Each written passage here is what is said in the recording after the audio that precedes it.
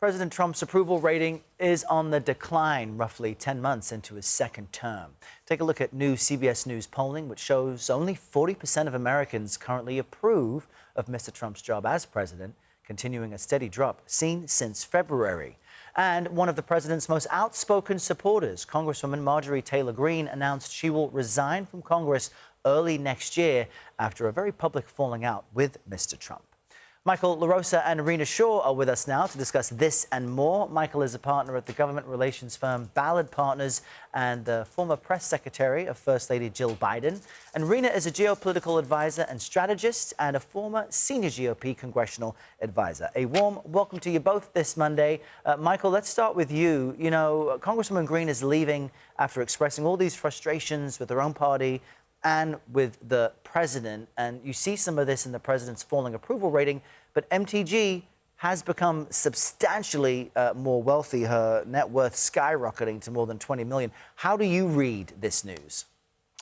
Well, I don't know. It's a little bit of a mixed bag. You know, some of her goodbye remarks in the video she posted, there was some humanity to it that I sort of empathized with. At the same time, I'm a little surprised she's picking up her toys and going home. This is politics, after all. I'm sort of surprised she has a thinner skin. She was very tough talking when it came to attacking Joe Biden and attacking Hunter Biden and being really aggressive in her politics for a while now. So I'm kind of surprised that when when it's getting tough out there, she's picking up her toys and going home. And if she wants to, you know, hand out some apologies, I think the Bidens would be open to hearing from her. Rena, what do you make of it? Is MTG really going home? Is this the last we see of her? Her falling out with President Trump, one of his most loyal supporters, is seen as so significant, and people now want to hear more from her. So what do you make of it?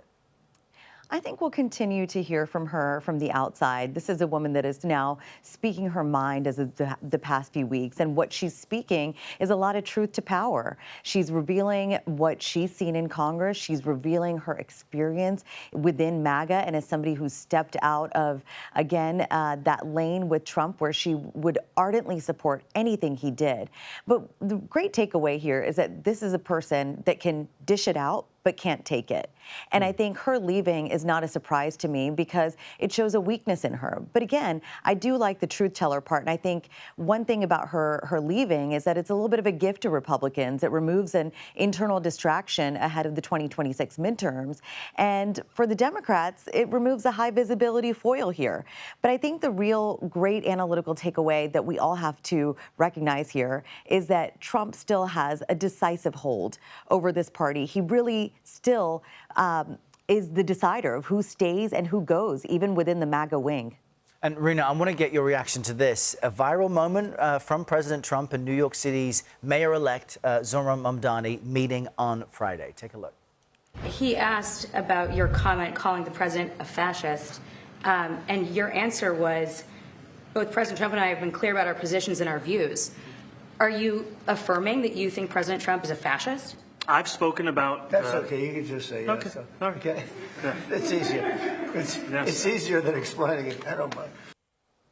It's easier than explaining it. Just say you. And the president taps Mamdani there. What should Trump supporters and Democratic supporters of Mamdani make of that moment? They shouldn't make too much of it. All I'm saying is that it was politically surprising, but it was a very substantively narrow meeting. I think both men focused on their pain points, and they are really the same things here. You know, housing supply, grocery prices, public safety. Those are all three things they talked about. And I thought it was especially interesting how Trump really flipped the script on Mamdani, saying that he would feel safe moving back to Mamdani's New York. But at the end of the day, I do see a lot of ideological similarity here. They really both want a lot of government control. And so conservatives who are looking at this, scratching their heads, maybe don't worry too much and hurry up and wait for now. It was a very interesting meeting nonetheless. And I think they'll meet again. I think these guys will meet again. Yeah. Michael, Yeah. What do you make of it? Yeah, as a moderate, more common sense Democrat who would never have voted for Mamdani, It was a little surprising to see him throw down his sword as soon as he walked into the White House after that very tough-talking, bellicose victory speech he gave in New York, saying the only way to meet authoritarianism and despotism is with strength, not appeasement.